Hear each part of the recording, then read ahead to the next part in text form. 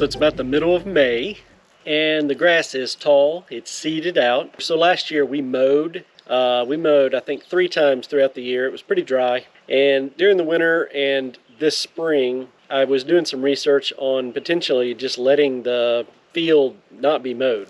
And I think I'm going to go that route this year.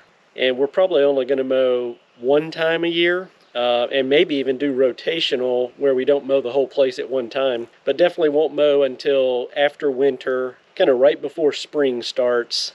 But what I am going to do is I'm going to mow the perimeter and keep the fence lines clear all year. I'm going to work on that today, and I'm going to keep clearing fence lines for the rest of the summer. So that's going to be my summer activity. So I'm just going to keep clearing the perimeter of the property so I can walk the perimeter. And I'm going to spend less time mowing this year than we did last year. And just keep the edges cleaned up so we look like it's intentional the way we're doing it. And then let wildlife live in growed up grass and flowers and whatever else pops up. I mowed around the building, and then I mowed a strip around all the perimeter. So I'll keep the fence rows cleaned out, and I'll keep up by the road cleaned out. And I'll keep the fence row cleaned out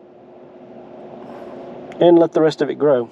So it's not terribly hot yet. It's about 83 and it's supposed to get to about 90 today. My main goal for the day is to get a lot of steps in. So I'm not going to be using the tractor. I'm going to be walking everywhere I go. So it's basically just an exercise day and be outside day, and also try to get some things done that are productive. You know, I want to walk the fields and get the thistles taken care of. I'm anti-insecticide and pesticide and all that kind of stuff, but thistles, I'm going to use some herbicide on those along with some diesel fuel. So I'm going to cut them because I don't want thistles anywhere. So I'm literally just going to walk all the fields and look for thistles that I see that have popped up and get rid of those. And then as I see undesirable things pop up, I'm going to spot kill those. Either chop them down, and then there's certain things that if you chop them down, they're just going to grow right back. Like certain shrubs, if you chop them down with a chainsaw, they'll just keep growing right out of the stump. So you've got to kill the root system. I've said I don't want to be spraying Roundup and chemicals and insecticides and everything on our property, and I'm not going to, except in this one case. I've got these blue gloves on, because I don't want any of these chemicals going in me and all up in my lymph nodes and liver and everywhere else. I don't want my body to have to deal with that. And that's why I don't want any chemicals on the farm in the first place, because I just don't think that stuff's, I don't think you need it.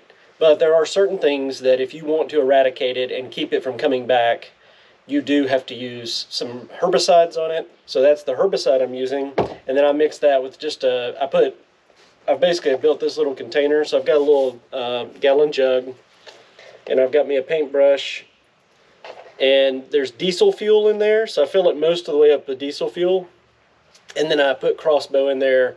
It's like a tablespoon of crossbow to a 1 gallon diesel. So I plan to just walk the field. I'm gonna take my loppers.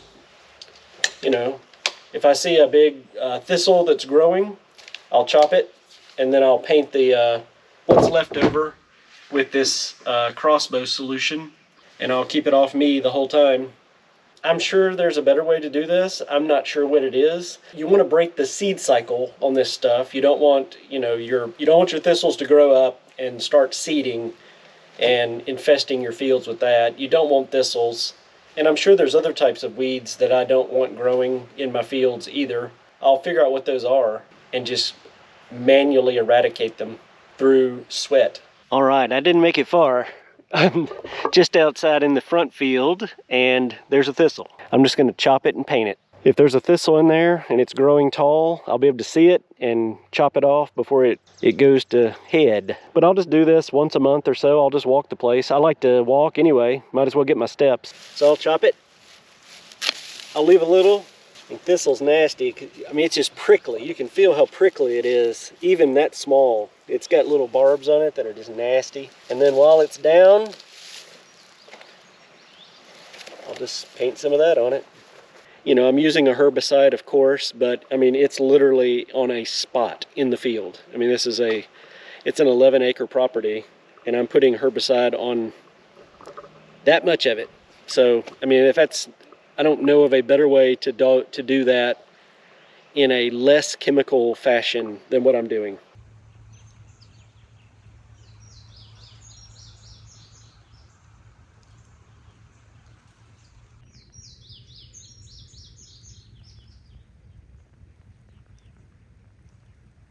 The goal of letting it grow is diversity. You know, there's all kind of different plants growing in here. Wildflowers, grasses, and there's different kinds. The goal I'm having of letting it grow is to keep the ground covered with as much material as possible. Mowing it off, all that really does is uncovers bare spots, which is not really what you want.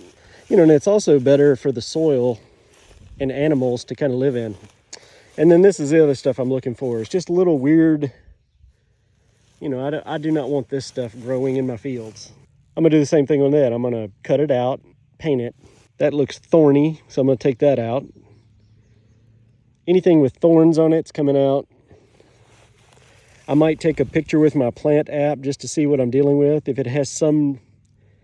I don't know what it is and it has value, like it produces a fruit, I might leave it, but I'm not gonna leave that because that's gonna be a big shrub and I don't want that in the middle of my pasture. I just want grasses, stuff that a sheep will want to eat. They'll eat that too, but I'd rather just keep it out myself manually. So I mean, that's like a great example of what I'm talking about. So this has been bush hogged. You know, we've mowed this off before, so it just chops it off. And all it does is it just keeps growing and it spreads. So I'm just gonna chop it right here where it's been regrowing and paint it. And that'll keep this kind of bushy growth from regrowing. And it'll keep this shrub out of the middle of my field, hopefully. So this area right here behind the barn, so I've already gotten some thistles out. This was just covered in weeds. So there, you can see thistle. There's a lot of blackberry bush. And mowing it has definitely helped just to keep it down. But you can see it just comes right back. So I'll probably hit this area pretty hard. But you can see back in the field, it's pretty clear sailing. So I'll be able to move quickly down there. And then over time, I'll just hit whatever pops up the highest back here. Like this guy's pretty tall, so I'll pop him. You know, the problem with these herbicides is they mess up everything in the soil. That's why you don't want to use them, because there's no telling what that's doing down there. You spray this one plant and all that stuff gets into the root systems and it's liable to kill the other two plants and whatever else is in the soil in the process. It's kind of like pharmaceutical drugs. We just don't know what they're doing. Earth has got it all figured out. We just got to leave it alone and let it do what it does. Help it along a little bit. There's a little groundhog. He's just hanging out here in the field. He gone. I'm hoping there's other things out in this field. There's probably snakes chasing the groundhogs. There's probably other animals that will wind up living out here. I'm making pretty good progress. I moved a lot faster once I got out here, so I'm almost to the end of the field, and then I'll turn around and go back. So you can kind of see back in this back part of the field here, there's butterfly on milkweed. There's milkweed all in there. And last year we just mowed it down. There's bees. There's a bee on that milkweed. And this grass here is thick. So I'm gonna walk beside the hay bales because I mowed around the hay bales just to keep them cleaned out. And then I mowed around the woods. So all I'm really looking for is something big, tall, like a thistle. And then I'll go in and find it. But if I don't see anything big and tall on a thistle, I'm not gonna walk around out in there because there's no telling what's out there. But hopefully we'll have a lot more butterflies. Next project coming up on the list is get this tree cut down. That's on my list, so don't think I don't know about you, ugly tree. I don't want any of my YouTube viewers thinking that I'm not keeping a tidy property. So I just walked this whole back field and there was not a thistle in the entire place, which is good. The grass is not as good back here in this field because it's just up on a hill. You can kind of see you can see through to the dirt in a lot of places. So I'm hoping that this backfield will benefit from just letting the grass stay longer.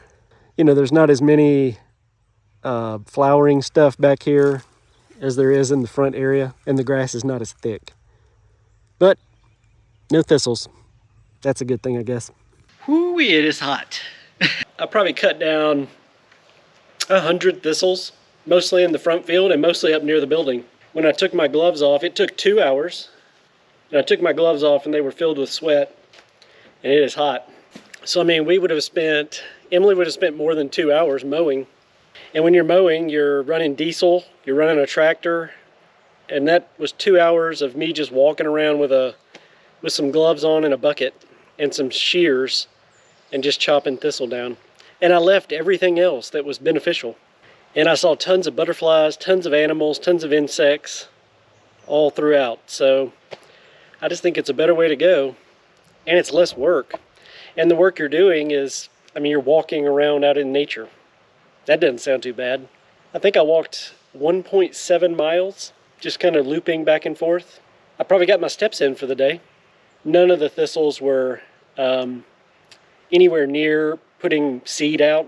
So, you know, I'll be back out here in a few weeks and I'll walk it again. But I'm just going to keep thorn bushes and anything that's got thorns on it, I'll keep it kind of knocked down. And I'll especially keep thistle knocked down.